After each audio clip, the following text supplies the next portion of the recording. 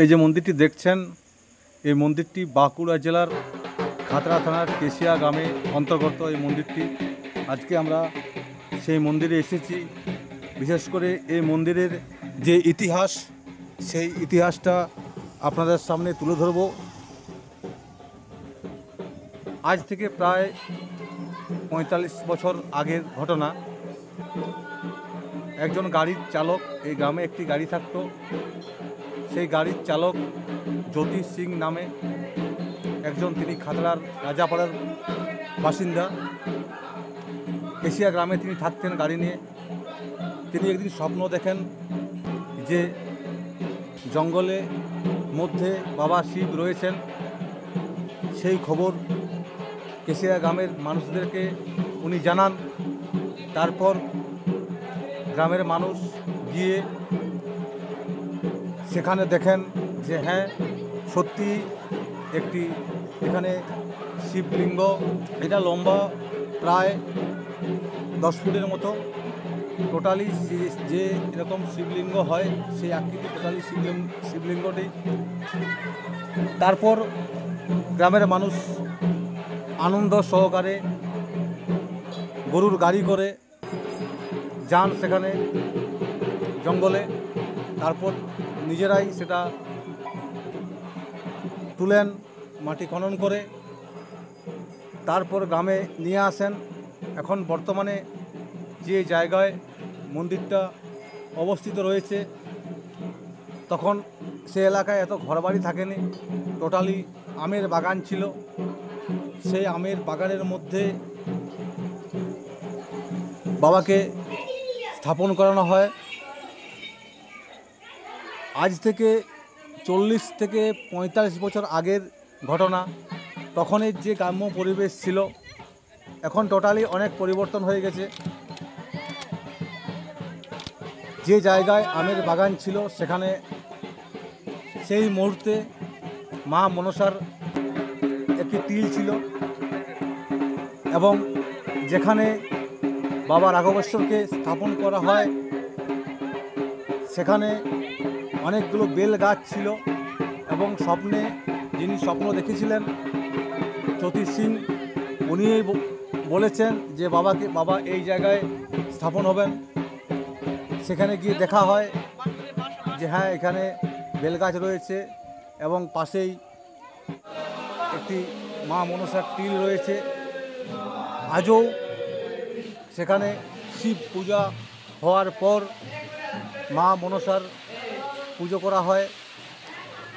এবং জ্যৈষ্ঠ মাসের 2 তারিখে জল নিয়ে এসে বাবার মাথায় দেওয়া হয়। প্রায় 5 থেকে 600 লোক, আস্তে আস্তে এটা বাড়ছে। 5 থেকে 600 লোক বাবার মাথায় জল এনে জ্যৈষ্ঠ মাসের 2 তারিখে দেন। এবং একটা গাজন হয়, অনুভূতিকারী গাজনটা ছোট হয়, কারণ এর আগে অনেক বড় গাজন হতো, ক্রমান্বয়ে সেটা ছোট হয়ে গেছে। এই হলো এখানের বাবার ইতিহাস। প্রতি বছরের ন্যায় এবছরও যে বাবা রাঘবেশ্বরের লোটন দেওয়া হয়, আমরা সেই লোটনের উদ্দেশ্যে বেরিয়েছি। পাশেই যে বড় পুকুরটা রয়েছে, সেই পুকুর থেকে স্নান করে যে সমস্ত ভগিকেরা আছেন তারা লোটন দিয়ে আসেন। চলুন আমরা আজকে দেখে নিই বাবা রাঘবেশ্বরের লোটন দেওয়া কেমনভাবে হয়।